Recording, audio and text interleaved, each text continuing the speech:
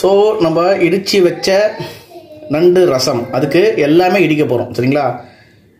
பார்க்குறவங்க இன்றைக்கி இடிக்க போகிறோம். ஓகே, அதுக்கு ஒரு 5 பல்லு பூண்டு ஃபஸ்ட்டு போட்டுட்டு நல்லா நச்சக் லச்சக் பச்சக் லச்சக் நச்சக் பச்சக் அடி குத்தி பூண்டு இடித்தாச்சு.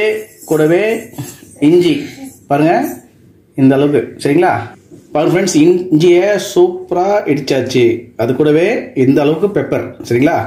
பெப்பர் வந்து ஒரு டீஸ்பூன் அளவு வரும். அதையும் கூட போட்டு சேர்த்து நல்லா கொஞ்சம் இடிங்க. பாருங்க ஃப்ரெண்ட்ஸ், மிளகு இடித்தாச்சு. கூடவே சீரகம் அது வந்து ஒரு 3/4 டீஸ்பூன் போட்டுக்கோங்க. அதையும் அது கூடவே நல்லா இடிச்சிடலாம். ஸோ இஞ்சி இடிச்சிட்டோம். அதுக்கப்புறம் 2 பச்சை மிளகாய் இதுவே உடச்சி உள்ள போட்டு அதையும் இடிச்சிக்கணும்.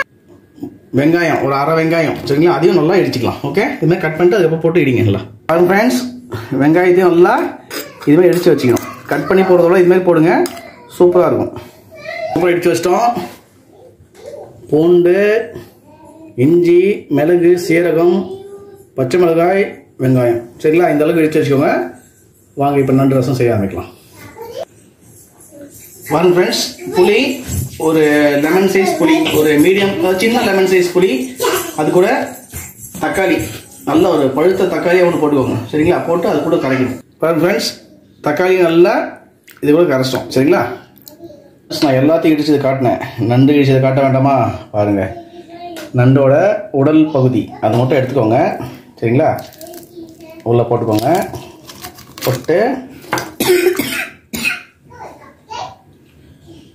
போட்டு நல்லா இடிக்கணும். ஓகே ஃப்ரெண்ட்ஸ், 2 நண்டோட உடம்பு அது கூட சும்மா ஒரே ஒரு கால் மட்டும் போட்டு அதையும் சொல்லி வச்சிடலாம். ஓகே ஃப்ரெண்ட்ஸ், இடித்த நண்டு ரசம் செய்யலாம். அதுக்கு ஒரு பாத்திரம் வச்சுக்கோங்க. எண்ணெய் ஒரு 3 டீஸ்பூன். எண்ணெய் நல்லா காயிடும்.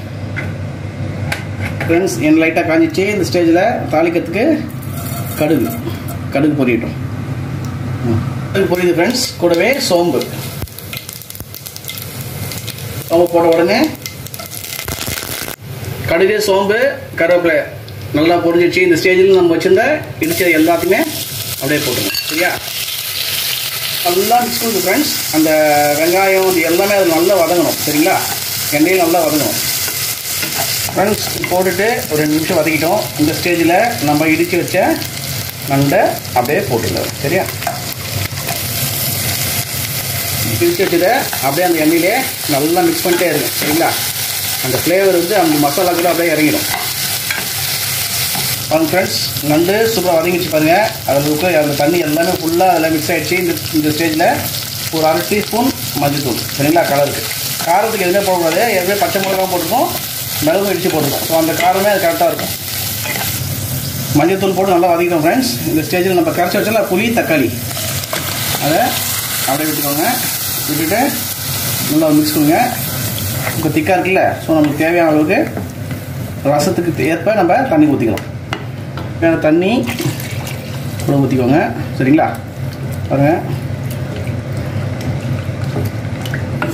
ஸோ ஒரு கொதி வரட்டும், அதுக்கப்புறம் நம்ம உப்பு போடலாம். ஓகே ஃப்ரெண்ட்ஸ், சைடில் அப்படின்னு நுரைச்சிட்டு வருது. இந்த ஸ்டேஜில் நம்ம தேவையான உப்பு போட்டுடலாம். சரியா? போட்டு நல்லா ஒரு மிக்ஸ் கொடுங்க. கொடுத்துட்டு மூடி போட்டு 1/2 hour ஸ்லோ ஃப்ளேமில் அப்படியே விட்டுருங்க. சரியா? காப்பாய் தேவி.